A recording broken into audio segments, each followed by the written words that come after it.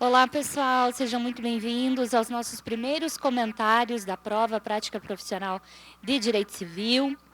Hoje, infelizmente, não estamos com os nossos queridos professores Paulo, Andréia e Liliane, mas eu tenho certeza que você, aluno do curso jurídico,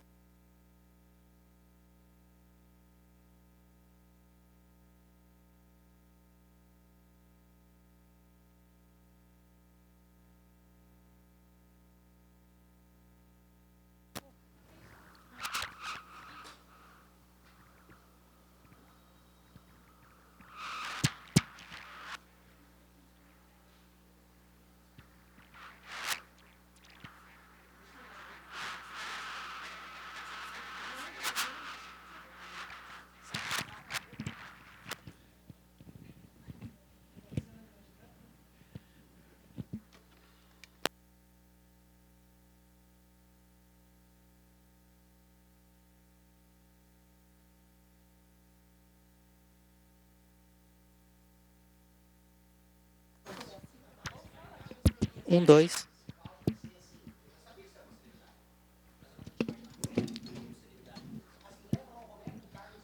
Dois. volta do começo?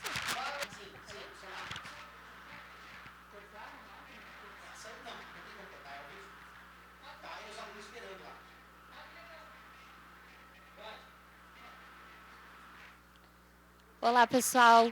Sejam muito bem-vindos aos primeiros comentários da nossa prova, Prático Profissional de Civil. Eu sou a professora Alexia, professora do curso jurídico. Hoje, infelizmente, não estamos na presença dos nossos queridos professores, Paulo, André e Liliane, mas eu tenho certeza que você, aluno do curso jurídico, que se dedicou, frequentou todas as aulas, leu a peça, as questões, aplicou o método do professor Paulo, aquele método que ele fala de leitura da peça, leitura das questões, apontamento das informações importantes e, com certeza, se saiu muito bem. Então, a gente vai começar com os comentários da peça Prático Profissional, nossa peça que foi uma contestação com um pedido de reconvenção. Veja o seguinte, a peça tratava, então, de um acidente de trânsito entre Marcos e Júlia, na qual Júlia havia ingressado com uma ação indenizatória na 8ª Vara Civil do Rio de Janeiro. E Marcos, que era o cliente, nosso cliente da nossa peça, foi citado e, tendo dispensado a audiência de conciliação e de mediação, procurou um advogado, porque, além de receber essa citação, ele ainda gostaria de formular alguns pedidos, apontando que... Só um minutinho. Vamos trocar o microfone.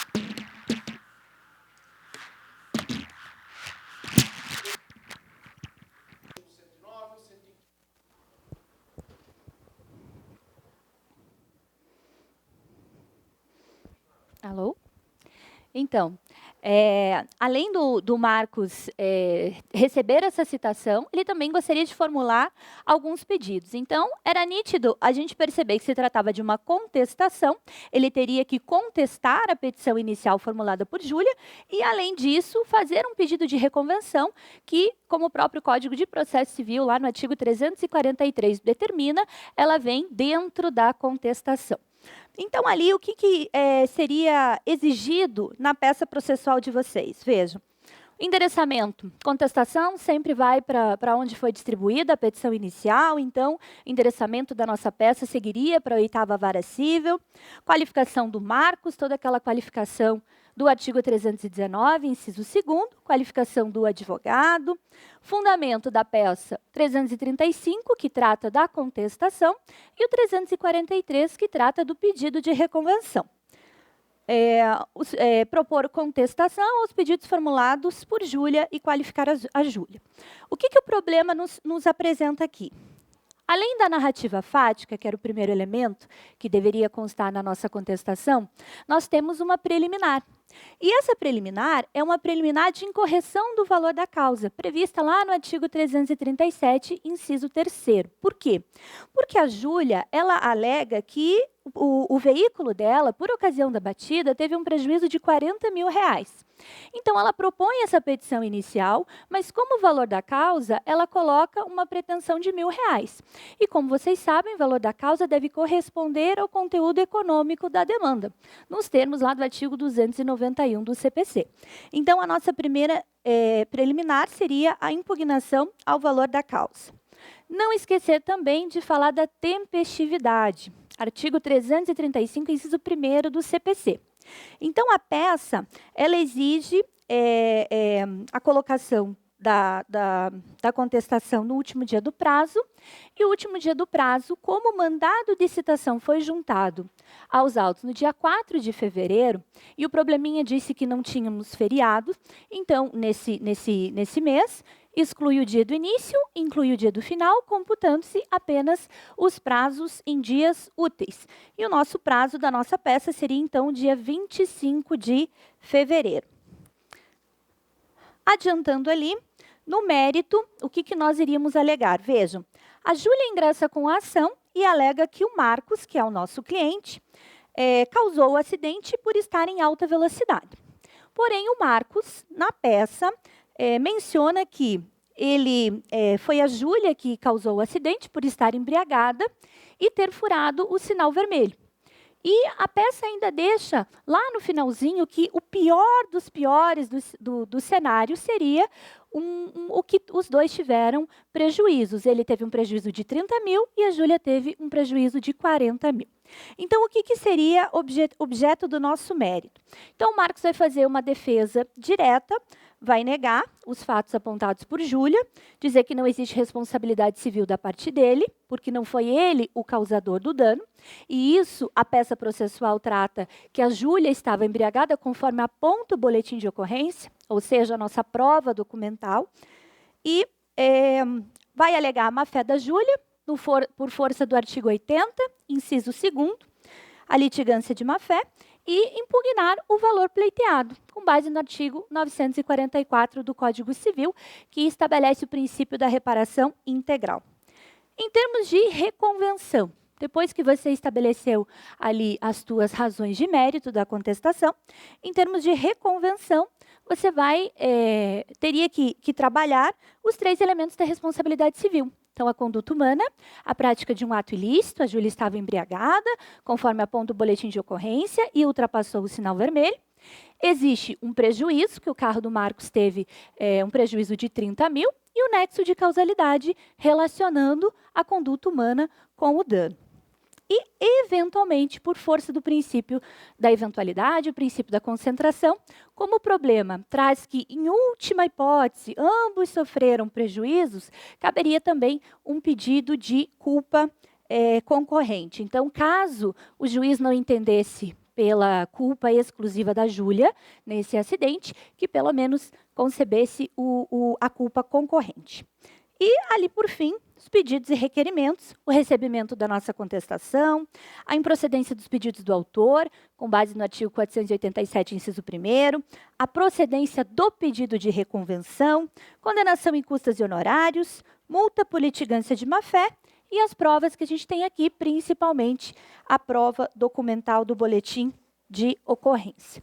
Então, esses são os primeiros comentários da nossa peça processual. E agora eu vou chamar a professora Carol, que vai comentar a questão de número 1 e a questão de número 3.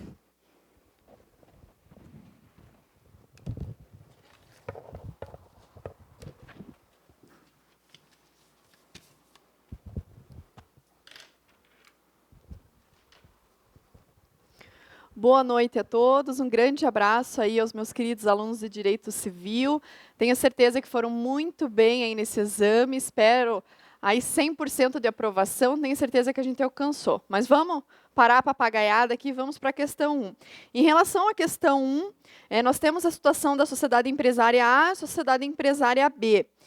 Houve ali uma pactuação de um valor em relação a R$10.000, existindo uma cláusula de eleição de foro, o qual B, nessa situação jurídica, não recebeu determinado valor. Eles citaram ali no enunciado uma notificação extrajudicial, enfim. Na alternativa A, foi nos perguntado qual era o prazo prescricional em relação aplicável a esse tipo de espécie. né? Uma questão um tanto quanto tranquila nesse sentido. A professora Andréia trabalhou com vocês esse tema em sala, lá do artigo 206, parágrafo 5º, inciso 1º do Código Civil, o qual a pretensão ali para cobrança de dívidas líquidas seria o prazo de 5 anos. Já no item B, nós temos a questão da eleição de foro, né? Ele pergunta ali como, então, no caso, a sociedade empresária B, a sociedade empresária A, sendo a ré da ação, como, então, que ela conseguiria se tornar eficaz essa cláusula de eleição de foro, para que essa ação não fosse julgada no domicílio do réu. Então, do autor. Então, seria a eficácia da cláusula com base no artigo 63, parágrafo 1º do CPC, e também temos uma súmula a respeito desse assunto, súmula STF 335, o qual ela diz ali que é válida a cláusula de eleição de foro em relação contratual. Só uma coisa para vocês aqui que eu esqueci de dizer no comecinho, que é bem importante. Lembre-se que isso aqui são primeiras impressões. Hoje a FGV, normalmente lá por 8 ou 9 horas, ela coloca não é nem gabarito, né? Ela apresenta ali algumas considerações preliminares em relação à prova, e o gabarito preliminar mesmo, ele só vai sair, salvo engano, dia 20, dia 12, eu já mandei lá no passeio para vocês. Mas hoje são algumas considerações. É como se fosse um espelho, tá? Mas o gabarito preliminar mesmo só sai posteriormente, ainda tem o prazo de recurso e etc. E normalmente ele vem muito mais amplo, tá, gente? Então, se vocês hoje conferirem lá, enfim, as considerações trazidas pela FGV, o espelho, e de repente, através disso, você colocou algum outro artigo, ou deixou de colocar outro, calma, porque normalmente, quando eles colocam o gabarito definitivo, eles trazem muito mais artigos, uma coisa mais completa. Então, fiquem tranquilos nisso, e também depois pode ser passível de recurso e etc. Vamos lá, então, para a questão 3 agora. Em relação à alternativa A, nós temos ali, só para contextualizar o enunciado, um contrato de financiamento imobiliário ali. Vejam que nessa situação nós temos um contrato de financiamento de Alex com banco. O que a gente faz uma lógica, né? Banco, Alex, relação consumerista. Então, a alternativa A, ela trata mais a parte ali de processo civil em relação à rejeição liminar dos embargos, perguntando sobre a questão de excesso de execução. Vejam que no enunciado eles deixam claro que Alex não juntou o discriminativo do débito.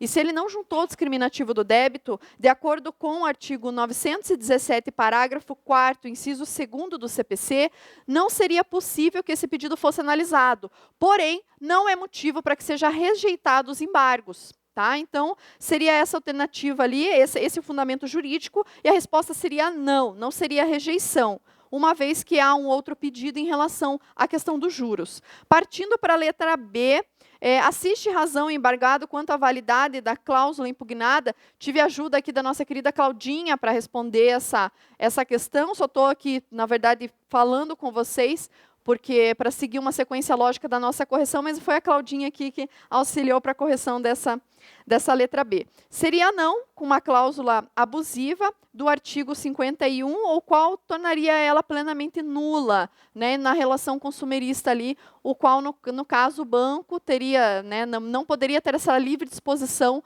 para colocar o índice que ele quisesse no contrato.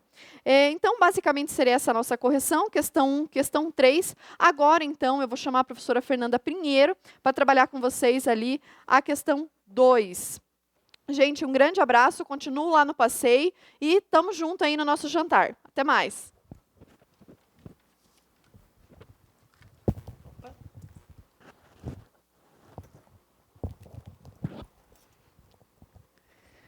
E aí, galera, tenho certeza que vocês estão muito felizes, porque nós trabalhamos com essas questões, da questão 2 da prova, a gente trabalhou em sala. Então, vocês com certeza até marcaram lá no Vademecum de vocês. Também tenho certeza que quem assistiu a revisão ontem também falamos e repetimos essa questão. E com alegria, agradecendo a Deus, foi dada a questão moleza, espero que todos tenham acertado. Né? Mas vamos lá, o que dizia a questão 2? Era a questão do José e Maria, que eram casados em regime de comunhão parcial de bens, estavam separados de fato há cerca de 6 meses, e aí então foi requerido o pedido de divórcio. Maria fez o pedido de divórcio e alegou que já tinha sido feito partilha, e José falou, não, você ganhou um prêmio de loteria que não foi partilhado. E aí então a questão A perguntava, o prêmio oferido em loteria oficial é bem comum? Gente, lembra que a gente trabalhou artigo 1660, inciso 2. Entra na comunhão parcial de bens os valores recebidos por fato eventual, ou seja, valores recebidos por loteria, título de capitalização, bingo, sorte, lembra que a gente comentou? Então, esse valor entra sim, porque ele é passível de meação. Ele entra na comunhão e deverá ser dividido meio a meio. Fundamento, artigo 1660, inciso 2. Não sou professora de processo, mas vamos responder a letra B, que inclusive conversamos com a professora Liliane, e disse que também trabalhou com vocês em sala de aula, que é a continuidade da questão. Letra B. Poderia o julgador dividir o mérito e decretar desde logo o divórcio e prosseguir depois com a questão da partilha? Sim, essa é a possibilidade trazida pelo artigo 356 do Código de Processo Civil, que é o julgamento parcial do mérito por questões que sejam incontroversas, né? Que não tenha mais o porquê se discutir. E a gente sabe que desde 2010, que teve a alteração da Emenda Constitucional 66, o artigo 226, parágrafo 6º, que eu acredito que não seja fundamento da peça, tá? Só estou justificando, fundamento da questão. Eu só estou justificando para vocês entenderem. Não é necessário, além do casamento, para você pedir um divórcio. Então, não precisa nem de separação fática. A questão dizia que eles já estavam separados, de fato, há 6 meses. Bastava eles estarem casados para eles pedirem divórcio. E no divórcio não pode se discutir culpa, etc. Então, é fato incontroverso. Um está pedindo, o juiz pode julgar o mérito antecipadamente com relação ao pedido do divórcio e ter continuidade com a questão da partilha dos bens. Inclusive, também falamos em sala, o artigo 1581 fala que a partilha pode ficar para um momento posterior. Não era o caso, mas vai ser continuar o julgamento ali, com relação à partilha dos bens. Beijo grande, espero encontrar vocês no Jantar da Vitória e parabéns por essa vitória. Até a próxima. Agora eu vou chamar a Claudinha especial para continuar a discussão.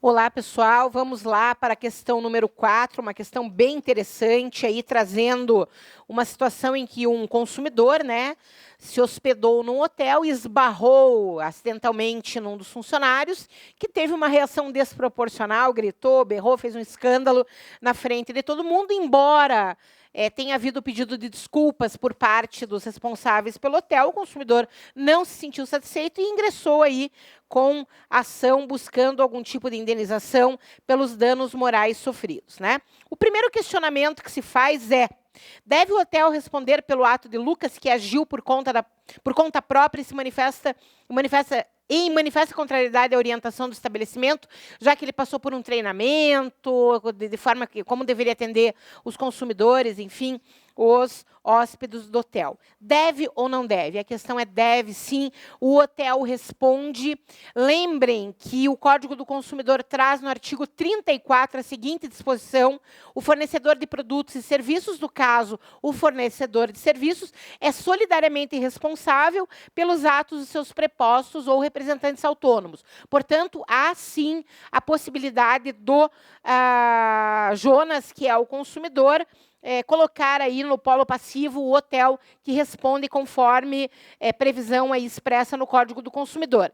E vocês também podem citar, lembrem que a Carol mencionou agora há pouco, né, que quando houver, por parte da organização, a publicação do gabarito, possivelmente ele venha de forma mais completa, então não fiquem, se citaram só o Código do Consumidor, não fiquem nervosos. Por quê? Porque é possível também citar o artigo 932 do Código Civil, que traz a seguinte disposição: são responsáveis pela reparação civil o empregador ou comitente pelos seus empregados serviçais ou prepostos no exercício do trabalho ou em razão dele. Então, a base que vocês utilizariam para fundamentar essa resposta, artigo 932 do Código Civil e artigo 34 do Código do Consumidor. A letra B pergunta o seguinte: é procedente a alegação de nulidade da citação suscitada pelo curador? Por quê? Vamos lá. No momento em que Jonas, que é o consumidor, aforou a demanda indenizatória, ele não tinha o endereço completo do funcionário. O funcionário de nome Lucas, que furioso gritou, berrou e esperneou na frente de todo mundo. Como não houve, né, ele não tinha esse dado em mãos, ele aforou a demanda sem essa informação. Ao receber a inicial, diz a questão, o juiz determinou desde logo a situação de Lucas por edital e nomeou um curador especial. E esse curador especial alegou a nulidade da citação. A pergunta é exatamente essa: procedente a alegação de nulidade suscitada pelo curador? Então, nós vamos lá para o Código de Processo Civil. E aqui eu agradeço a professora Liliane, Carol, Alexia, Fernanda, todo mundo trabalhou junto para que a gente pudesse responder essa questão. Nós temos lá, uma primeira argumentação que vocês devem ter citado, o artigo 319, inciso 2º do Código de Processo Civil, que trata dos requisitos da petição inicial. E um dos requisitos é o endereço completo do autor e do réu.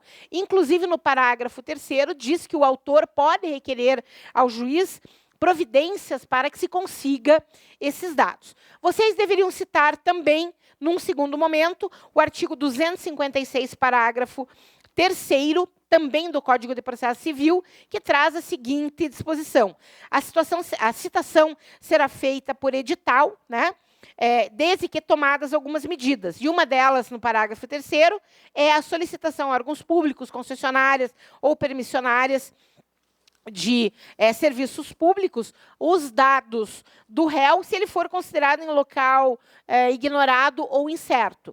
E, por fim, vocês deveriam citar também o parágrafo 3º para dar um fechamento, em terceiro lugar, melhor dizendo, o artigo 280 para dar um fechamento nessa letra B, que é o artigo 280 do Código Civil, do Código de Processo Civil, porque a pergunta é procedente a alegação da nulidade da citação suscitada pelo curador? Sim, nos termos do artigo 280. Por quê? Porque as citações, intimações, serão nulas se inobservadas as prescrições legais. Quais são elas? Resumindo, na petição inicial, endereço completo, né, do réu, que pode ser conseguido, pode ser solicitado ao juiz que peça, então, as concessionárias, serviço público, enfim, para que se proceda, então, essa informação e a petição inicial seja apresentada de forma completa. Portanto, a resposta é procedente a alegação? Sim, é procedente a alegação, porque falta aí um requisito da petição inicial. Tenho certeza absoluta que vocês foram super bem na prova. A prova estava fácil, não estava difícil, uma prova tranquila. E nos vemos na festa dos aprovados. Até lá!